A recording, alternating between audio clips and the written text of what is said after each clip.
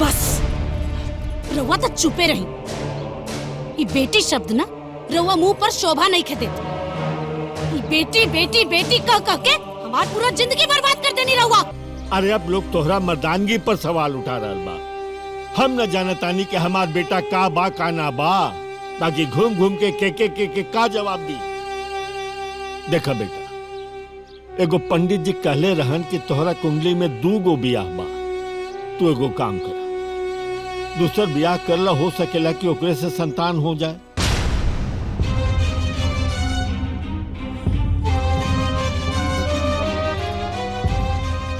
बाबूजी, रउआ का अब कहाँ के बात लेके कहाँ आ गई नहीं? आप भी ना। ए राजा, राजा,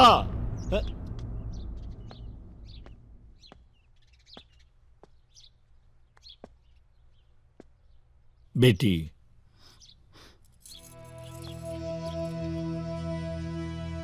हम जानतानी कि तोहरा हमार बात बहुत बुरा लागल हुई। आ तोहरा का केहू के बुरा लाग सकेला, बाकी बेटी हमहू बहुत मजबूरी में ये बात कहनी है। हम अपना खानदान के वंश बढ़ावे खातिर तोहरा से तोहर रजामंदी के भीख मांगतानी।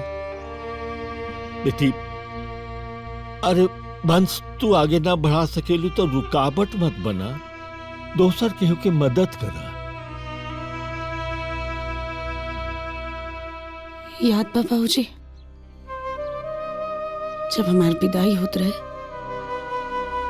तो रउआ हमरे पिताजी से कहले रहनी कि रउआ बहू ना बेटी लेके जाता नहीं।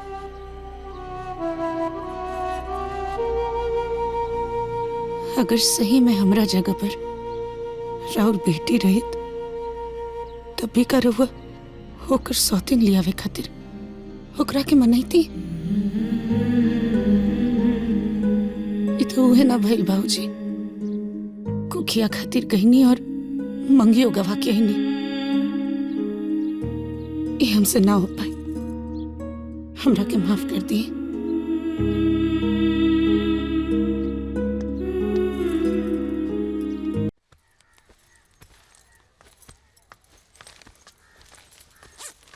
बहू जी, एक गिलास पानी ले आवा जरा। हाँ।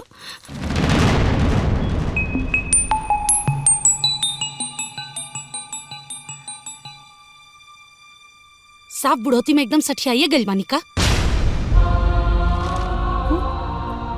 इतना भी नहीं खिजानत कि जब केहू बाहर जात होके तो पीछे से टोकल ना जाला। सारा मूड खराब कर देनी। बाबूजी, हम लेके आवतानी।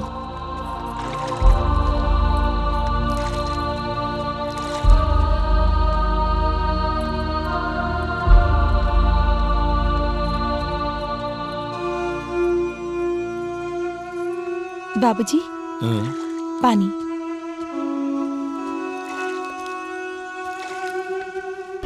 ई परिवार तोहार, ई घर तोहार, पैसा तोहार, तो हम एजा का करतानी?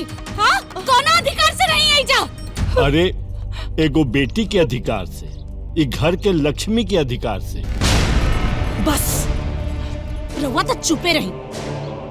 ये बेटी शब्द ना रउआ मुंह पर शोभा नहीं खे देत। ये बेटी बेटी बेटी कह कह के हमार पूरा जिंदगी बर्बाद कर देनी रउआ। सुहानी, ना ना ना, हमार दोष मत दी। इहे आइल रहले हमरा सामने झोली फैला के भीख मांगे कि ई मुगल सल्तनत के आगे बढ़ावे खातिर ई नहीं के वारिस चाहत रहे, एगो राजकुमार चाहत रहे, जौन हम ना दे सकत रहनी। अरे हमारी मती मारल रहे कि हम इनका बात में आ गई नी और अपना खातिर घर में एगो सौतन ले आई नी, एगो सौतन। यही से कहता नी कि राउर बाप हमार जिंदगी बर्बाद कइले बानी। बस सुहानी, तोहरा कुछ गलतफहमी हो रहल बा, ऐसे मत बोला। ए बुढ़ा, बीच में मत बोला, न तो हमसे बुरा ना केहू ना होई। बस अब बहुत हो गई। तू अपन हाथ पार करल बाड़ू सुहानी। निकल निकल यहाँ से। हाँ तो हमरो के इजा रहे के कोनो शौक नहीं के। हाँ तो ठीक बा, भाग यहाँ से।